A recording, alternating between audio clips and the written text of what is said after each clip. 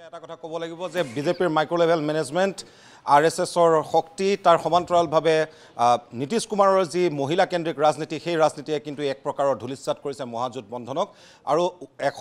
NDA 198 বৰ্তমান সময়ত এই মুহূৰ্তলৈকে যি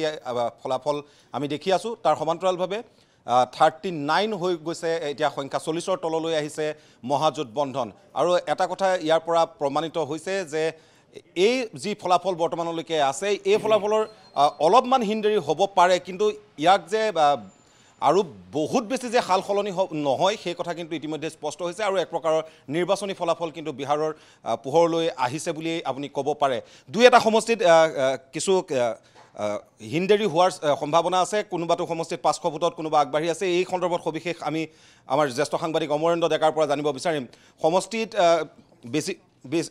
কেইটামান সমষ্টি মাত্ৰ কেইটামান সমষ্টি আৰু বাকি সকলোতে কিন্তু বিজেপিৰ জয় জয়কাৰ অব্যাহত হয় চাওক ভোট গণনা যিমানেই আগবাঢ়িছে সিমানেই দেখা গৈছে যে বিৰোধী আৰু NDAৰ মাজত যিটো ব্যৱধান সেই ব্যৱধানটো বৃদ্ধি হৈ গৈ আছে গতিকে এই কথাখিনিয়ে প্ৰতীয়মান কৰে যিদৰে এতিয়া ট্ৰেণ্ডত দেখা গৈছে যে প্ৰায় 200ৰ ঘৰ অতিক্ৰম কৰিছে NDAৰ আসনৰ অগ্ৰগতি লাভৰ সংখ্যা সেই আসনৰ যি অগ্ৰগতিৰ সংখ্যা সেই সংখ্যাটো ক্ৰমাৎ বৃদ্ধি পাই গৈ আছে আৰু আমি আশা কৰিছোঁ যে এনেধৰণে হয়তো থাকিব কাৰণ অৱশ্যে এতিয়াও বহুকেইটা সমষ্টিত 7টা ৰাউণ্ড 8টা ৰাউণ্ডৰহে ভোট গণনা সম্পন্ন হৈছে 30টা পৰ্যন্ত ৰাউণ্ড আছে গতিকে অকমান হিন্দেৰি হ'ব পাৰে কিন্তু যি ধৰণৰ ট্ৰেণ্ড দেখা গ'ল পুৱাৰে পৰা সেই ট্ৰেণ্ডৰ পৰা ভিত্তি কৰি এটা কথা ক'ব পাৰি যে যি ধৰণৰ এই মুহূৰ্তত ছবি আমাৰ সন্মুখত স্পষ্ট হৈছে সেয়াই থাকিব আৰু ইয়াৰ কি কাৰণ থাকিব পাৰে ইতিমধ্যে বিশ্লেষণ চলি আছে ইয়াৰ ভিতৰত সকলোৱে কৈছে যে যি ধৰণে আচলতে নীতিশ কুমাৰৰ প্ৰতি বিশ্বাস আৰু আস্থা প্ৰদৰ্শন কৰিলে সকলো সম্প্ৰদায়ৰ লোকে সেই কথাখিনিয়ে যথেষ্টখিনি কিন্তু ইয়াত এই যিটো এই মুহূৰ্তলৈকে অহা ট্ৰেণ্ড এই ট্ৰেণ্ডত এটা গুৰুত্বপূৰ্ণ এটা ভূমিকা লোৱা দেখা গৈছে AIMIM ৱেচিৰ যিটো দল সেই দলে কিন্তু এই মুহূৰ্তলৈকে 5টা সমষ্টিত অগ্ৰগতি লাভ কৰি আছে আমি সেইদৰে ক'ব বিচাৰোঁ যে কংগ্ৰেছে 5টা সমষ্টিত অগ্ৰগতি লাভ কৰি আছে ইয়াত বহু সময়ত কোৱা হৈছিলে যে এইবাৰ এই যি NDA নেশ্যনেল ডেমক্ৰেটিক এলায়েন্স তাত চিৰাগ পাছৱানৰ যিটো দল সেই দলটোৱে কিন্তু বিশেষ ভাল ফলাফল দেখুৱাব নোৱাৰিব তেনেধৰণৰ কথা কোৱা হৈছিলে তেওঁলোকক 28টা সমষ্টিত প্ৰতিদ্বন্দ্বিতা কৰাৰ কাৰণে কোৱা হৈছিলে আৰু এইবাৰ দেখা গৈছে তেওঁলোকে এই পৰ্যন্ত 22টা সমষ্টিত অগ্ৰগতি লাভ কৰি আছিলে এতিয়া শেহতীয়াকৈ 20টা সমষ্টিত অগ্ৰগতি লাভ কৰি আছে JDU এতিয়া চমৎকাৰ চাব 101টা সমষ্টিত প্ৰাৰ্থী দিছিল বিজেপিয়ে তেওঁলোকে এই পৰ্যন্ত অগ্ৰগতি লাভ কৰি আছে 90টা সমষ্টিত 101টা সমষ্টিত প্ৰাৰ্থিত্ব প্ৰদান কৰিছিলে JDUৱে তেওঁলোকে অগ্ৰগতি লাভ কৰি আছে 81টা সমষ্টিত 143টা সমষ্টিত প্ৰাৰ্থিত্ব প্ৰদান কৰিছিলে ৰাষ্ট্ৰীয় জনতা দলে তেজস্বী যাদৱৰ ৰাষ্ট্ৰীয় জনতা দল তেজস্বী যাদৱে এতিয়া 8টা ৰাউণ্ডৰ অন্তত তেওঁ আচলতে কেতিয়াবা 300 ভোটত আগবাঢ়িছে কেতিয়াবা পিছ পৰিছে এনেধৰণে নেক টু নেক ফাইটৰ মাজেৰে তেওঁৰ যিখন যুঁজ সেই যুঁজখন আগবাঢ়ি গৈ আছে আৰু ৰাষ্ট্ৰীয় জনতা দলৰ যিটো অৱস্থা সেই অৱস্থা শোচনীয় বুলি ক'ব লাগিব মাত্ৰ 28টা সমষ্টিতহে এই মুহূৰ্তত তেওঁলোকৰ প্ৰাৰ্থীসকলে অগ্ৰগতি লাভ কৰিছে ৰাষ্ট্ৰীয় জনতা দল RJD 28টা সমষ্টিত তেওঁলোকে অগ্ৰগতি লাভ কৰি আছে যিটো দলে কোৱা হৈছিলে চৰকাৰ গঠন কৰিব তেজস্বী যাদৱে মুখ্যমন্ত্ৰী হিচাপে শপত গ্ৰহণ কৰিব বুলি তেওঁ ঘোষণা কৰি থৈছিল কিন্তু তাৰ পিছতো দেখা গৈছে যে তেওঁলোকে একেবাৰে শোচনীয় অৱস্থাত আছে এই মুহূৰ্তত এটা তেজস্বী যাদৱৰ টুইট এটা আহিছে আমি তেজস্বী যাদৱৰ টুইটটো আমি পঢ়ি দিছোঁ लगभग 30 राउंड गिनती होनी है अभी गिनती हुई है मात्र 5 राउंड के आसपास यही 20% से भी कम भाजपा और चुनाव आयोग के जाल में मत फंसिए मानसिक रूप से मजबूत रहिए जब तक जीत का सर्टिफिकेट नहीं मिले हतना नहीं है তেওঁৰ যিসকল সমৰ্থকসকলৰ প্ৰতি তেওঁ এইদৰে কৈছে যে মাত্ৰ 20% ভোট গণনা সম্পন্ন হৈছে 30টা ৰাউণ্ডৰ ভোট গণনা বাকী থকা অৱস্থাত এতিয়া 5টা বা কৰবাত 7টা ৰাউণ্ডত ভোট গণনা সম্পন্ন হৈছে তেজস্বী যাদৱে এতিয়াও ইয়াত বিজেপি আৰু নিৰ্বাচন আয়োগৰ কৰবাত চক্ৰান্ত থাকিব পাৰে বুলি তেওঁ দাবী কৰিছে আৰু তেওঁ দলীয় সমৰ্থকসকলক সাৰ্টিফিকেট যেতিয়ালৈকে লাভ নকৰিব যেতিয়ালৈকে বিজয়ৰ সাৰ্টিফিকেট লাভ নকৰিব তেতিয়ালৈকে তেওঁলোকক অৱস্থিতি তেওঁলোকৰ যি মানসিক শক্তি সেই শক্তি অতুত যাতে ৰাখে সেইভাৱে আহ্বান জনাইছে এয়া তেজস্বী যাদৱৰ টুইটাৰ যোগে কৰা তেওঁৰ সমৰ্থকসকলৰ প্ৰতি আহ্বান কিন্তু ৰিয়েলিটিত বাস্তৱ ক্ষেত্ৰত দেখা গৈছে এই মুহূৰ্তলৈকে যি ধৰণৰ ভোট গণনা আগবাঢ়িছে সেই ভোট গণনাত কিন্তু এক প্ৰকাৰ বিধ্বস্ত হৈছে RJD বিধ্বস্ত হৈছে এতিয়া এটা 15 হৈ গৈছে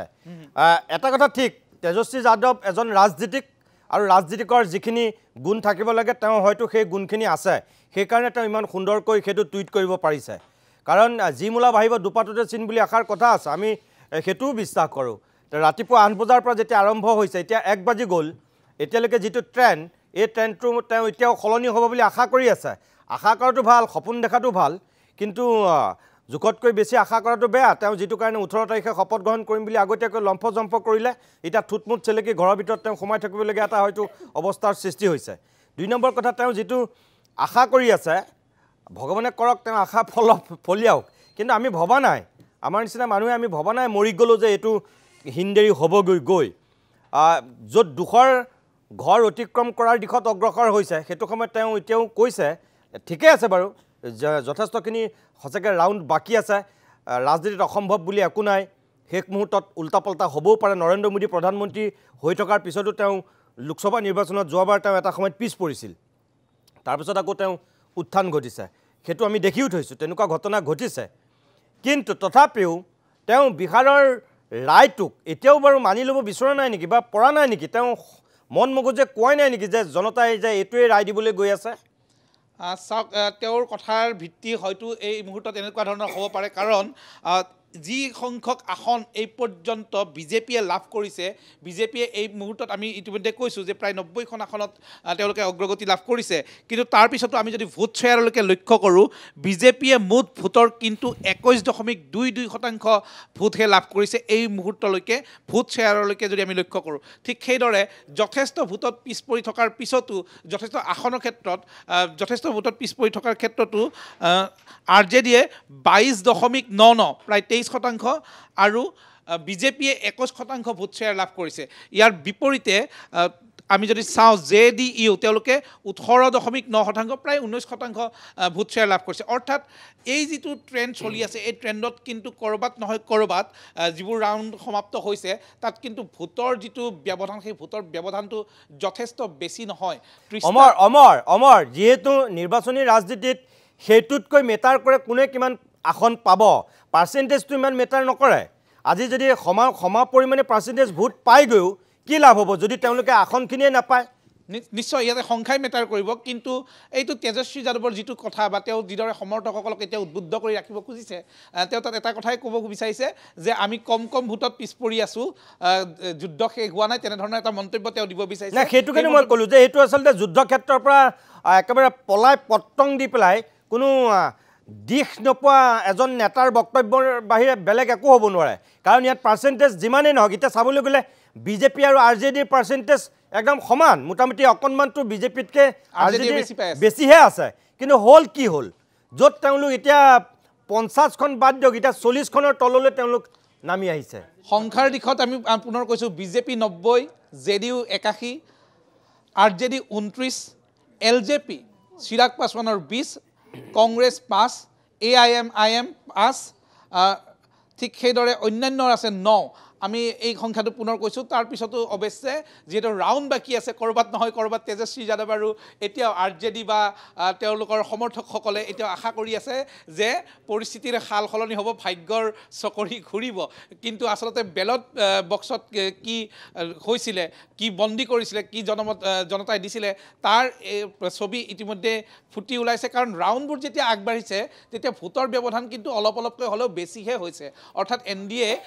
প্ৰতিটো ৰাউণ্ডৰ অন্তত অকমানকৈ ব্যৱধানটো বেছি কৰি লৈ যাবলৈ সক্ষম হৈছে আৰু ইয়ে এটা ইংগিত বহন কৰে যে হয়তো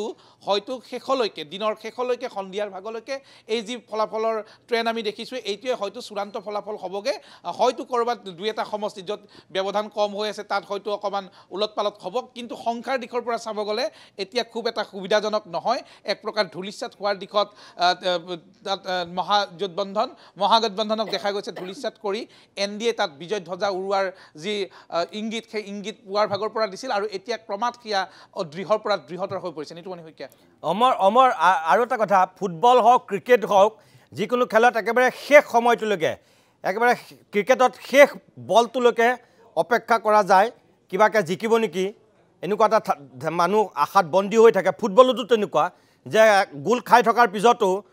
দুৰ্দান্ত ফৰ্মত থকাৰ পিছতো আশা কৰি থকা যায় কেনেবাকৈ ড্ৰ হ'বগৈ নেকি গোলটো যদি কৰিব পৰা যায় ড্ৰ হ'লে আকৌ আমি জিকিম নেকি এনেকুৱা এটা আশাত পুহি ৰাখে খেলুৱৈবিলাকে একেধৰণে ৰাজনীতিকসকলেও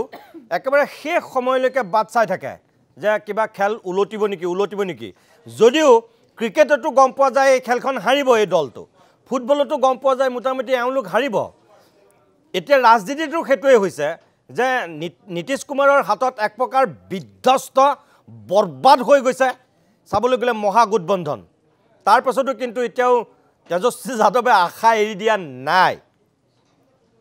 এটা অসম্ভৱ যদি সঁচাকৈ কিবা ইয়াৰ পিছত উল্টা হৈ যায় বিহাৰৰ নিৰ্বাচন গোটেই ভাৰতবৰ্ষৰ নিৰ্বাচনতে মই ভাবোঁ এইটো এটা মিৰাকল হ'ব তেনেধৰণৰ আশা হয়তো এতিয়া তেজস্বী যাদৱ বা একেবাৰে ঘূৰ সমৰ্থকসকলে RJDৰ ঘূৰ সমৰ্থকসকলৰ বাহিৰে বেলেগে কৰা নাই আমি সেই কথাখিনিকে ক'ব বিচাৰিছোঁ যে তেজস্বী যাদৱৰ যি ধৰণৰ এই মুহূৰ্তত চিন্তা সেই চিন্তাটো আনে কোনো কৰিব পৰা নাই আৰু আমি ক'ব বিচাৰিছোঁ যে